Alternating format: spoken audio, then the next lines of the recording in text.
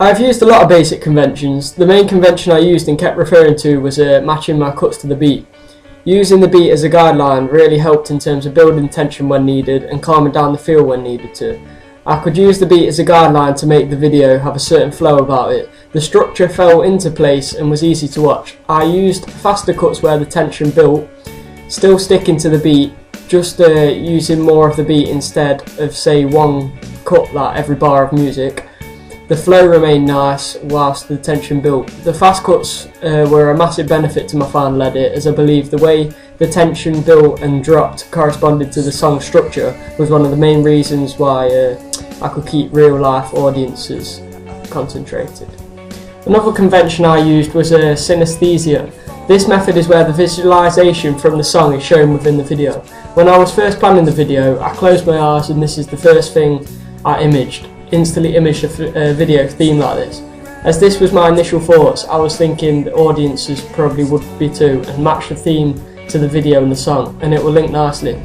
Actually creating like a certain pleasure as an interested viewer to watch and listen. The theme of the video and the storyline match the mood and the structure of the song perfectly, complementing each other. Here are the examples of the song and the video complementing each other.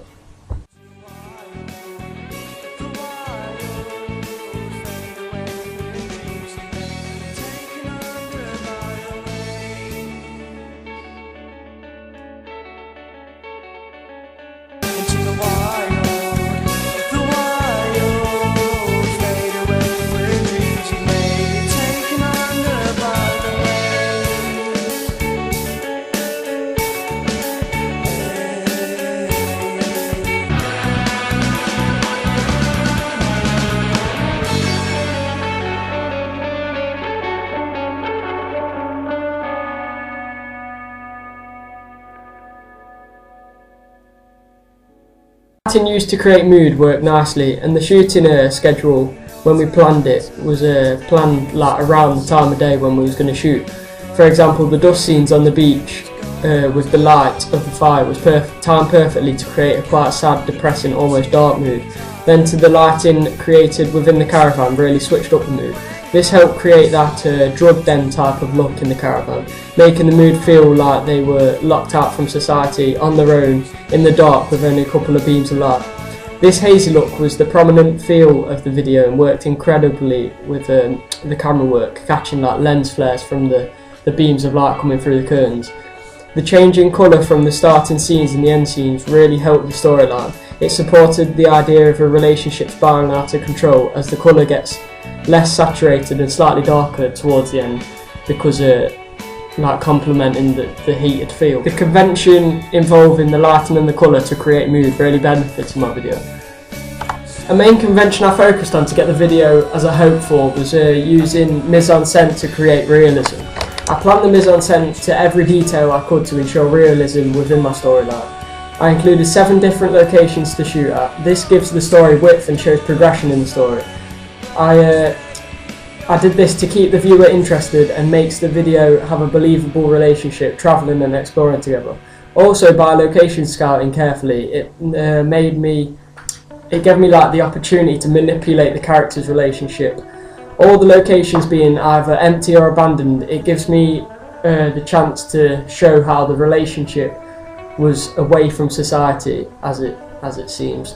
A sense of the couple doing everything on their own, showing they don't need anyone else but themselves and the drugs and the substances that they take in the video. The props in these scenes were carefully chosen to create realism as well.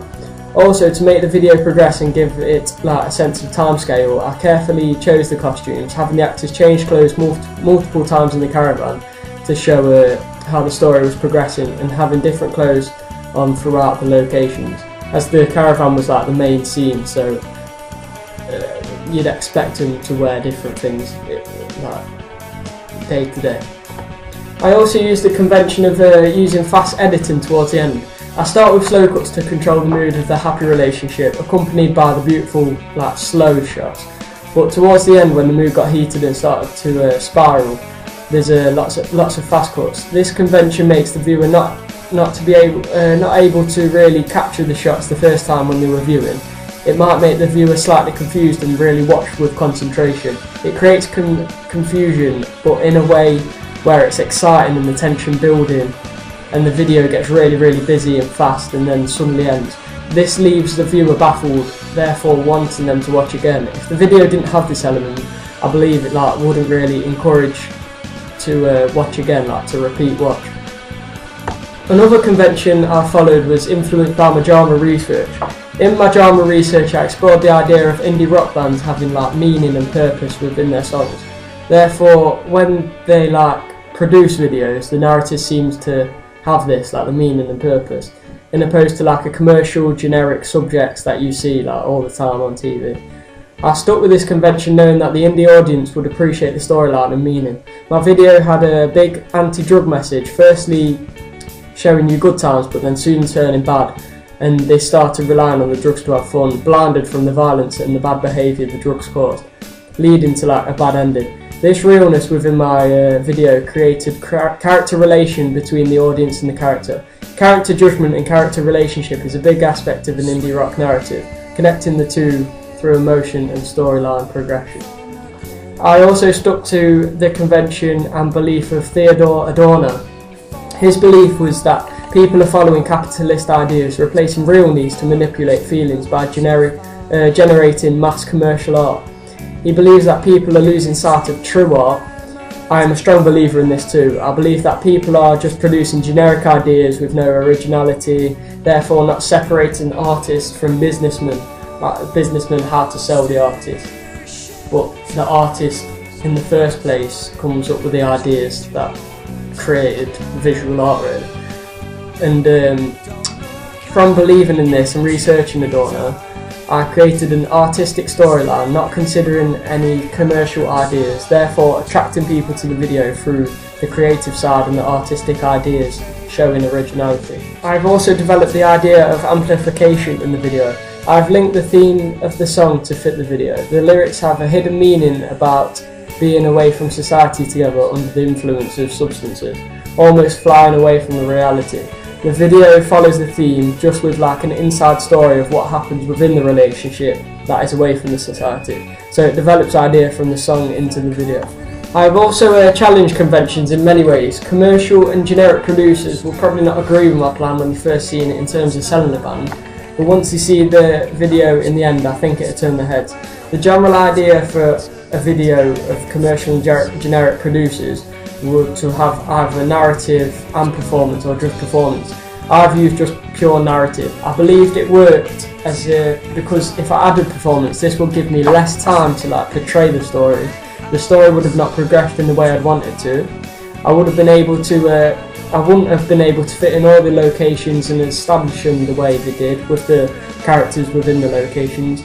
The tension wouldn't have built properly and the ending would have seemed too sudden and quick, therefore not working. All the best aspects of my video and why it worked wouldn't have worked if I had a performance. Also, using performance would have drawn the attention away from the story, therefore not creating the intimacy between the characters and the audience. This would have made the video too confusing and would have messed it up completely. I wanted all the focus to be on the story instead of a bit of a story, a bit of performance, and not really feeling the real feel how I wanted the audience to feel from when they were looking at the video. Another convention that I went against was not showing the star image. When I researched into the genre of indie rock, I found out that indie bands were really into the style opposed to publicising their faces in a way to the mass media.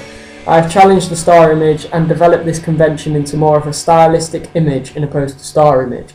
My intentions were to develop a style for the band that was focused on artistic measures and creativity. The low saturation visuals combined with the beautiful camera work really shaped PSD into a really creative band showcasing true art, as Adorno said. To show this and to be considered successful with this method, all of the other aspects had to be on point and constructed with great quality. This is also the reason I decided to use actors instead of the band as an actor, as the viewer may be distracted from the storyline by looking at the band, or might see it as not real because the viewer would know they're acting into a character. By having actors this gave me an opportunity to create a character from scratch whilst making it believable.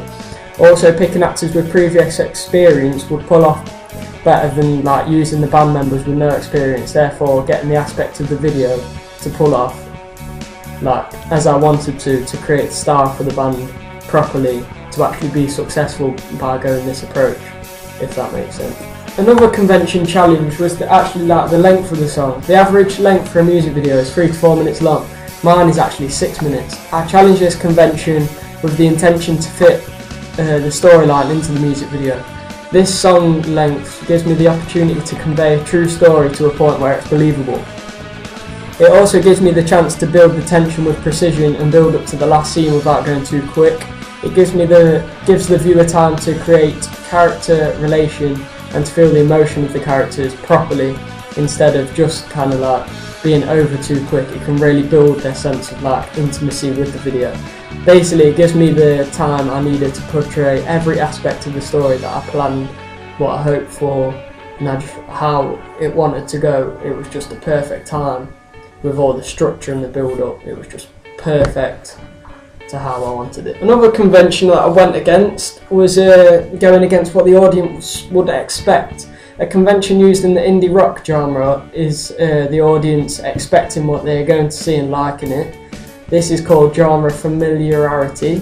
I went against this and didn't include my performance. My intentions with this was so the video would actually be original, off the wall, and to produce a video that no one has ever seen before. I wanted this originality factor to be the aspect of the video that draws the attention and gains the popularity and raises questions to the audience, therefore gaining recognition.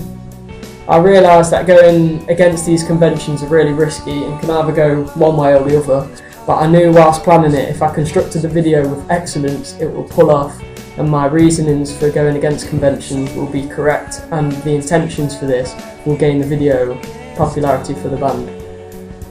I believe it has worked, and I'm more than happy with how I went about the video, going against conventions, certain conventions, and going with certain conventions after. I believe that the level of how I've done it has worked, and because I've constructed it with such precision, like in the planning and everything, I believe I was very happy with it.